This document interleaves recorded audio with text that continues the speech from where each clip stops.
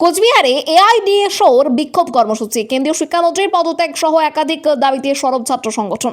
কেন্দ্রীয় শিক্ষামন্ত্রীর পদত্যাগের দাবি সহ একাধিক ইস্যুতে সোমবার দুপুরে কোচবিহার শহরের কাছারি মোড় সংলগ্ন এলাকায় বিক্ষোভ কর্মসূচি পালন করল All India Democratic Student organisation.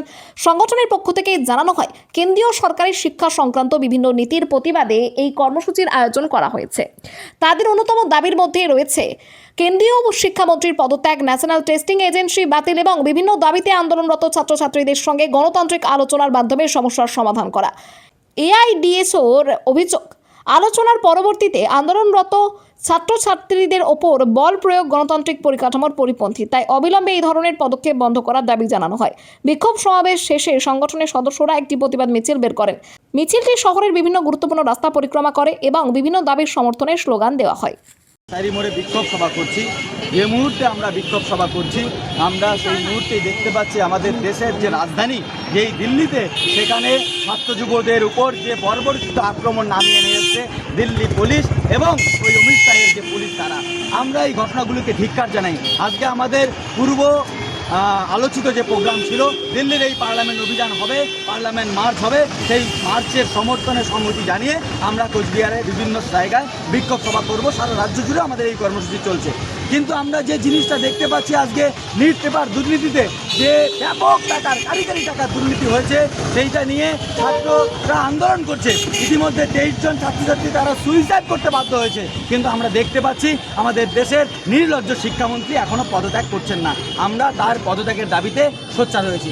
আমরা এই এনটিএ ন্যাশনাল টেস্টিং এজেন্সি, তারা কোনো পরীক্ষায় সুষ্ঠুভাবে কন্ডাক্ট করতে পারছে না, পেপার লিক করছে বারে বারে।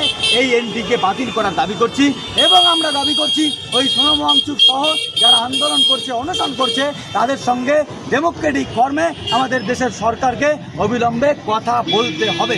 এই দাবিগুলো আমরা করছি এবং আমরা ধিক্কার জানাচ্ছি যারা আজকে এই ছাত্র যুবর উপর পার্লামেন্ট মার্চে বর্বরচিত আক্রমণ নামিয়ে এনেছে, লাঠিচার্জ করেছে, সেই সরকারকেও আমরা ধিক্কার জানাচ্ছি। দাদা, দেখা যাচ্ছে যে অনন্ত মহারাজ, বিজেপির রাজ্য সভাপতি, তিনি নেতাজিকে নিয়ে বিদ্রুপমূলক মন্তব্য করেছেন। একদমই তাই। বিদ্রুপমূলক মানে আমি বক্তব্যে বলেছিলাম, কিন্তু পুরোটা বলতে পারবো না, এই কারণে সেটাও আমার বিবেকে লাগবে। নেতাজি আমাদের কাছে একটা আবেগ, নেতাজি আমাদের দেশের সকলের কাছে একটা প্রাণপ্রিয় মানুষ এবং নেতাজির স্বাধীনতা আন্দোলনের অশেষ ভূমিকা আপনারা জানেন।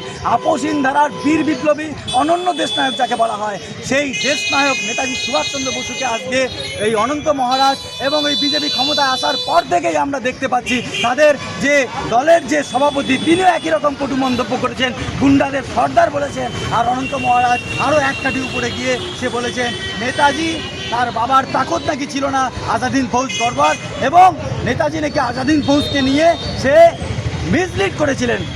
আমরা বলতে চাই, এটাকে ধিক্কার জানাচ্ছি আমরা। এবং আমরা অনন্ত মহারাজের সর্বোচ্চ মহারাজ, তার নাম তো নগেন রায়, এই বিজেপি সাংসদকে, রাজ্যসভার সাংসদকে অবিলম্বে প্রকাশ্যে ক্ষমা চাইতে হবে। আমাদের ছাত্র যুবদের পক্ষ থেকে আমরা এই ডিমান্ড করছি। আপনার নাম? আসিফ আলম, এআইডিএসও কোচবিহার জেলা সম্পাদক।